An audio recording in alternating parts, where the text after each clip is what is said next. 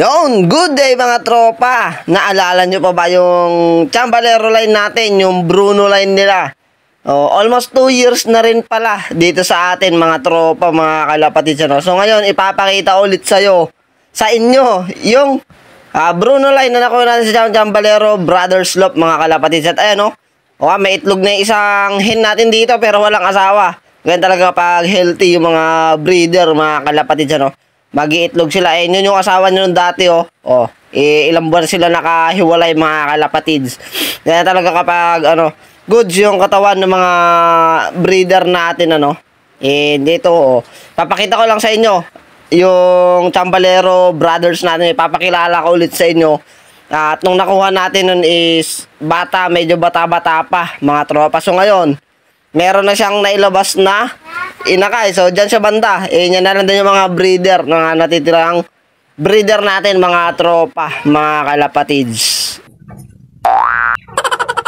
At eto na nga, mga tropa, bago ko ipakilala, yung natin, napakatapang na inahin na bantam. Dadalawa lang yung napisaan niya, mga tropa, mga kalapatids. So, bali 6. Bali 8 pala yung itlog niya, mga tropa, mga kalapatids. Bali 2 lang yung pinalad na napisa dahil nga gawa nung umulan nun, nabasa yung itlogan nila. Sobrang lakas ng ulan, mga tropa, at yan nga yung tatay nila. Yan lang din naman yung lalaki natin. Bali 3 inahin, isang barako yung bantam natin dito, mga kalapatids. 3 na rin yung itlog nila. Di ko lang kung kanino ng itlog yan, May maliit, may malaki, mga kalapatids. Dito na lang kung merong itlog dyan, yung purong siraman natin na nakuha kay Jason Gutierrez. Shoutout kay Jason Gutierrez. And shoutout nga pala kay Babson Lop TV. Tol, magdiretso ka na rin mag-vlog. And shoutout sa lahat ng sumuporta ulit, sa lahat ng nanood nung previous vlog natin, mga kalapatids. Alright, so eto na nga. Balik tayo dito. Ay, napakatapang na inahin, mga tropa, mga kalapatids. Sana mabuhay niya tong 2 inakay na 2 sisyo na napisaan niya in itim at puti. So ito, balik tayo dito, mga tropa. Ito na sila. Yan yung mga titirang breeder natin. 1, 2, 3, 4, 5. 5 na lang yung nakasalang dyan. At ito na nga yung sinasabi ko sa inyo na Bruno line na nakuha natin sa Chambalero Brothers Lop. Ito na, mga tropa. Pinares natin dun sa may linyadang nakuha natin kay Sir Labay dati, yung Basra Pringles na na-acquire niya rin kay Sir Nap. So yung Grisel na yan, ipinares natin dito sa may Bruno line ng Chambalero. Ayan, mga tropa, masusubukan na rin natin lahi niyan. Bali, pangalawang lahi niya na yan na masusubukan natin, mga kalapatids, At masusubukan natin sa, alam ko naka HPC yan, yung isa na yan, and then yung isa nakakarpa, mga tropa. Ito pa yung 2 breeder natin sa baba. Ayan, dito nga pala yung hindi natin nasingsingan, mga kalapatids. Sayang. Ang buong akala ko kasi nun is nasingsingan natin, sabay natin na nasingsing. Ayan, checkered na yan. Pagkakalam ko yan, yung walang singsing, yun yung isa kay Sir Jeric, kay Tol Jeric. Pwede mo nang kunin to, malapit na. Ihintay na lang natin isa. Ito, pwede nang, ang tawag dito, pwede nang iwalay sa siguro mga ilang araw na lang, pwede mo nang kunin dito. Yan nga, sayang, hindi ko na singsingan, mga tropa. Ayan, 2 silang hindi ko na singsingan. Yun yung isa kay Jeric din na, sayang, napaganda pa naman ang kulay, puro itim.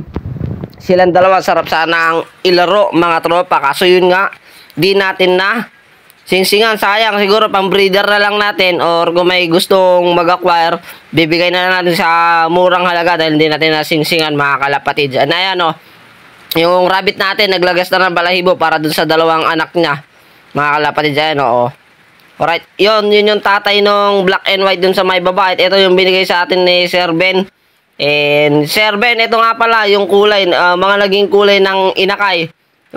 Nagtatanong kasi si Sir Ben sa upload natin sa may Facebook page natin. So Sir Ben, ito parehas checkered kasi itong isa is may white flight and then puti yung ulo. Sir Ben, shoutout sa'yo. Masusubukan ko na rin to sa club ni Sir Homing HPC Santa Ana, Cagayan, mga tropa. Tapos itong isa masusubukan ko na sa October sa Karpa. Ayan, kasi isa lang yung nabuhay dito, mga kalapatids. And then may itlog na naman yan. 2 nililim-lima yun. Napakaganda pa rin ang katawan na itong breeder natin. So ito yung, kung naalala nyo yung upload natin na may nagpadala sa atin ng 2 breeder. mga tropa. Dalawang pares ng breeder. So, ito na yun. In-unbox natin yung previous vlog natin bago yung upload natin nung nakaraan. Ito na siya mga tropa, mga kalapad. Sherby, shoutout. Maraming salamat sa mga pangdigmang breeder natin na ibinigay mo. So, mayroon na rin tayong bala na magagamit. Magagandang breeder mga tropa, mga kalapati dyan. At ito, balik tayo dito sa mga Chambalero Brothers Love o Bruno line nila na binigay sa atin nung nung pumunta tayo doon nung nakaraan. Nakakarpa mga tropa, isang inakay dyan. Yan, tapos dito naka HPC yan. Tignan natin naka HPC. Yan, buksan lang natin saglit mga kalapatids. Yan, puro voice over muna tayo ngayon. Ayan, bubuksan ko lang, siyempre, ang hirap buksan, isang kamay lang gamit natin mga tropa, no.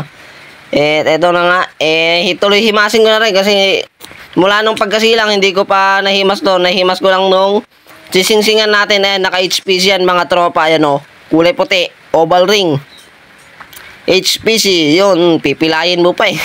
Eto, ayun, napakaganda ng hipo nila mga kalapasids, ito is checkered white flight, and HPC, ayun o, pasensya, medyo madumi lang, di pa tayo nakapagpalit ng buhangin dito sa mga nest bowl nila, mga tropa, mga kalapatids. Ayan. Yun, so, balik na tayo dito, mga tropa. Share ko lang. Ito, tsaka ito. Sila yung pares na hiniwalay ko nun. At, yun nga, in-stop ko muna sila ng breeding, mga tropa. Ayan, sila yung andyan dati, yung nasa may rabbit natin na may anak. Sila yung nakakulon dyan dati. So, in-stop breeding ko na nga muna sila. Pa-condition natin ulit. Tapos, focus muna tayo siguro sa ibang breeder natin. Yung mga ilalaro natin dun sa may Santa Ana, Cagayan ni Sir Homing Pigeon TV, mga tropa. Alright. Siguro ang ipofocus muna natin itong 4 na breeder na dumating sa atin, yung binigay ni Sir Ben. Mga tropa, yan, yung 2 breeder na yan, siguro, focus muna tayo. Pasensya na ko sa mga tubigan natin, di ko na maasikaso mo. At gano'n na, puro dumi na mga kalapatids. Pero, siyempre, back to basic ulit tayo. At ngayon na nga lang uli na harap. Maglilinis na naman tayo ng mga feeder, drinker, siyempre, mga tropa. Pati yung mga saluhan nila ng ipot na yan, yung mga poop tray na yan. Lilinisan natin lahat yan. Huwag kayong mag-alala mga tropa, mga kalapatids. Healthy pa naman yung mga ibon natin. Siyempre, ngayon na nga lang ulit natin na asikaso. Mga tropa, kaya yon ganon. So, ayan. Tinitignan ko lang kung may itlog yung Rhode Island kasi doon siya madalas mag-itlog. At gawa nga nung bibi, hinahabol sa asan. Ayan, yung barako na yan.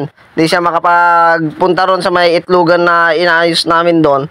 Kasi hinahabol siya nung barako, mga tropa. Yan, ayan, pag ganyang sistema, gato yung gawa ko. Only viewing, ito mga YB natin, pag ganyang, nakabukas lang yung sa may 360 aviary natin. Bahala sila kung gusto nilang pumunta doon, o gusto nila dito lang sa baba. Ayan, medyo nilakihan ko yung bukas ng 360 aviary natin. Nang sa ganun is, makapunta sila doon, mga tropa, mga kalapad dyan, makapag-viewing din. Kahit di ko sila inilalabas, mga tropa, mga kalapatid dyan, Alright, yan, only viewing talaga pag ganyan. Iwas, para iwas pitik. Susubukan naman natin yung ganyan, dati kasi hindi ganyan. Ang sistema natin is araw-araw nasa viewingan. So ngayon, only na talaga nakabukas na lang, mga tropa, mga kalapatid, yung natin. Pinto ng 360. Ayun, yung itlog ng Rhode Island natin, may lintawang kasama. Hindi pa natin nailagay sa mga incubator kasi kukuha lang natin kahapon, mga kalapad yan, Shoutout sa may lintang nakadikit doon. Hindi ko alam kung linta talaga yan. Shoutout sa El Toro Probiotics. Maraming salamat. Ito ang kapartner natin sa may pag-aalaga. Salamat sa pag-sponsor ng El Toro Probiotics. Bali 3 yan. Isa na lang yung natira, mga tropa, mga kalapad yan, yun. Yun, maraming salamat sa inyong lahat, mga kalapatids.